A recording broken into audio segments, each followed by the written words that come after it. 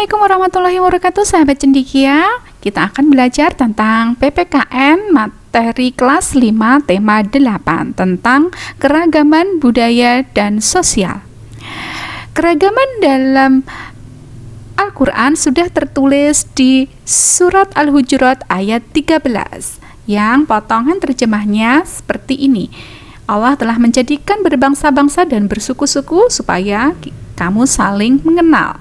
Jadi pada dasarnya dalam Al-Quran juga sudah mengenal kebinekaan. Langsung kita masuk ke materi keragaman budaya. Keragaman budaya yang pertama adalah keragaman bahasa daerah. Keragaman suku menghasilkan bahasa yang beragam. Walaupun bahasa daerahnya sama, tetapi logatnya pasti berbeda-beda. Bahasa daerah dapat dipersatukan dengan bahasa nasional. Berikut contohnya beberapa bahasa daerah yang artinya saya, bahasa Jawanya aku, bahasa Sundanya abdi, bahasa Bataknya ahu, dan bahasa Papuanya sa. Jadi bahasa daerah tergantung masing-masing suku. Yang kedua adalah rumah adat. Rumah adat setiap suku juga berbeda-beda bentuknya. Bangunannya disesuaikan dengan kondisi alamnya. Yang ketiga, keragaman budaya adalah pakaian adat. Pakaian adat memiliki ciri khusus dalam pembuatan atau dalam mengenakan pakaian adat tersebut. Yang keempat adalah kesenian daerah. Kesenian daerah meliputi tari daerah, lagu daerah, alat musik tradisional. Yang kelima adalah adat istiadat atau upacara maupun tradisi adat. Adat istiadat atau tradisi merupakan warisan kebudayaan dari masa lalu yang diwaraskan secara turun-temurun. Contohnya adalah upacara kasada yang ada di Tengger ataupun upacara ngaben yang ada di Bali. Berikut adalah contoh keragaman budaya. Ya. Ini misalnya di wilayah Jawa Barat bahasanya adalah Sunda, rumah adatnya adalah rumah kebaya, pakaian daerahnya kebaya, dan contoh tari daerah adalah tari jaipong serta tradisinya pesta laut. Ya. Berikut di bawah ini contoh keragaman budaya yang dapat kalian pelajari. Berikutnya adalah sikap terhadap keragaman budaya. Sikap terhadap keragaman budaya adalah yang pertama adalah tidak mengunggulkan budaya sendiri dan merendahkan budaya orang lain. Yang kedua adalah mendukung kegiatan budaya masyarakat yang berlangsung walaupun berbeda. Yang ketiga, tidak membeda-bedakan budaya daerah. Yang keempat, melestarikan dan menghargai budaya daerah. Dan yang kelima, mau mempelajari budaya sendiri dan daerah lain. Keunikan adat istiadat.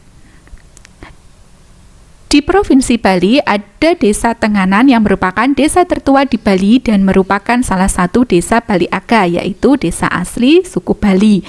Yang kedua ada Desa Trunyan. Nah, di desa ini jenazah orang meninggal hanya diletakkan di atas tanah, di dalam gua, bahkan di atas pohon. Tradisi ini mereka sebut dengan mepasah.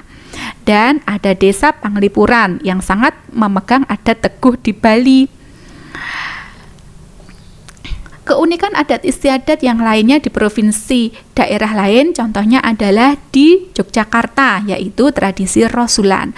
Tradisi ini merupakan bersih dusun yang dilakukan oleh para petani setelah masa panen.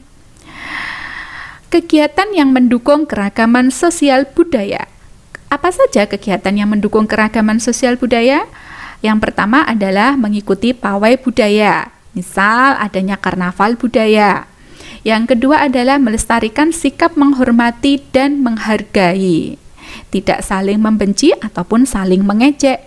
Yang ketiga adalah mempelajari budaya daerah.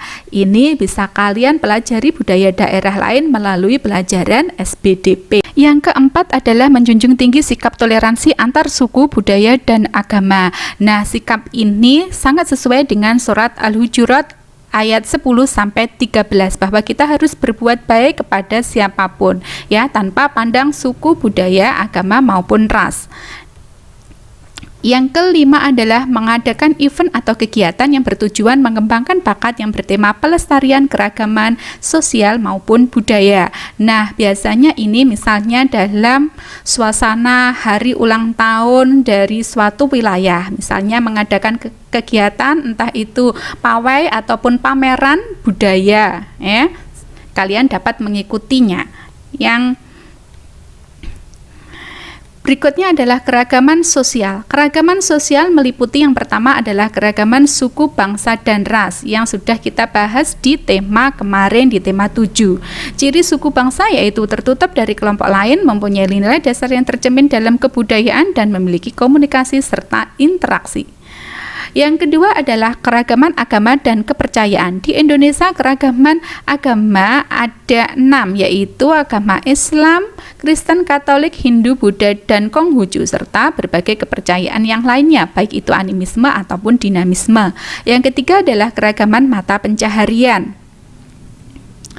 Pekerjaan tergantung pada sumber daya alam serta letak geografis wilayahnya. Jadi misalnya di daerah dekat pantai pasti bermata pencaharian nelayan, dan di daerah dataran tinggi bermata pencaharian sebagai petani. Berikutnya adalah keuntungan adanya keragaman jenis usaha. Ada beberapa manfaat adanya keragaman jenis usaha yang ada di sekitar kita. Yang pertama adalah menambah kekayaan hasanah bangsa Indonesia. Dengan berbagai macam jenis usaha, otomatis kekayaan bangsa Indonesia juga bertambah banyak.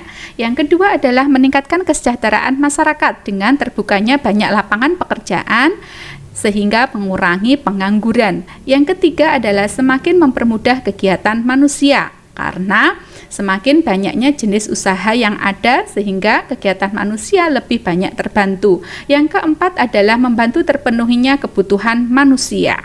Dengan berbagai macam kebutuhan manusia yang beragam, maka dapat terpenuhi dengan berbagai macam jenis usaha yang ada. Yang kelima adalah saling menghargai keragaman ekonomi masyarakat sehingga tercipta persatuan dan kesatuan. Dengan adanya keragaman jenis usaha diharapkan saling menghargai sehingga tercipta kerjasama yang akan mewujudkan persatuan dan kesatuan. Selanjutnya adalah sikap terhadap keragaman sosial.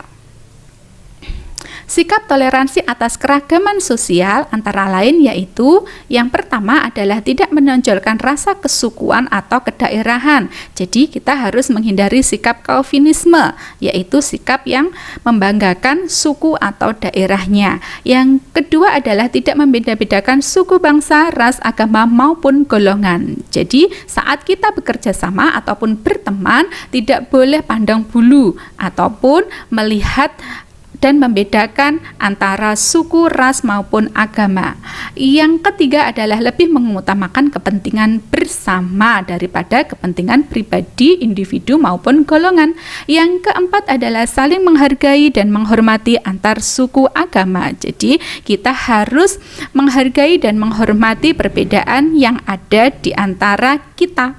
Dengan muncul banyaknya usaha yang beraneka ragam, maka kita harus menghargai kegiatan usaha ekonomi orang lain. Antara lain dengan cara yang pertama yaitu menumbuhkan persaingan usaha yang sehat dalam kegiatan perekonomian. Jadi kita harus sportif dalam bersaing. Yang kedua adalah menghormati usaha ekonomi orang lain dengan tidak iri atas keberhasilannya. Jadi jangan akhirnya karena kita iri kita akhirnya menjelek-jelekkan usaha ekonomi orang lain, ya. Tapi kita harus bersyukur atas usaha kita sendiri. Yang ketiga adalah menjunjung tinggi setiap jenis pekerjaan yang dilakukan oleh orang lain. Tidak boleh saling mematahkan. Yang keempat adalah meneladani keberhasilan orang lain dengan meniru sikap positif orang tersebut. Jadi jika usaha ekonomi orang lain itu lebih di atas kita, maka kita harus meniru sikap yang baik, mungkin semangatnya ataupun kerja keras yang dapat kita tiru. Kebersamaan dalam keragaman sosial. Mengapa kebersamaan dalam keragaman itu perlu? Karena akan membuat kita dapat hidup damai meskipun memiliki banyak perbedaan, walau baik itu dalam segi ras, suku, budaya, bahasa maupun agama. Contoh nilai-nilai kebersamaan dalam keragaman sosial dalam kehidupan sehari-hari antara lain yaitu ikut serta membangun tempat ibadah, saling menghormati antar umat beragama, ikut dalam kerja bakti maupun siskampling, dan ikut dalam kegiatan bermusyawarah, serta saling berinteraksi antar tetangga dan menghargai budaya satu sama lain. Terima kasih sudah menonton video ini sampai selesai. Semoga dapat bermanfaat untuk kita semua. Wassalamualaikum warahmatullahi wabarakatuh.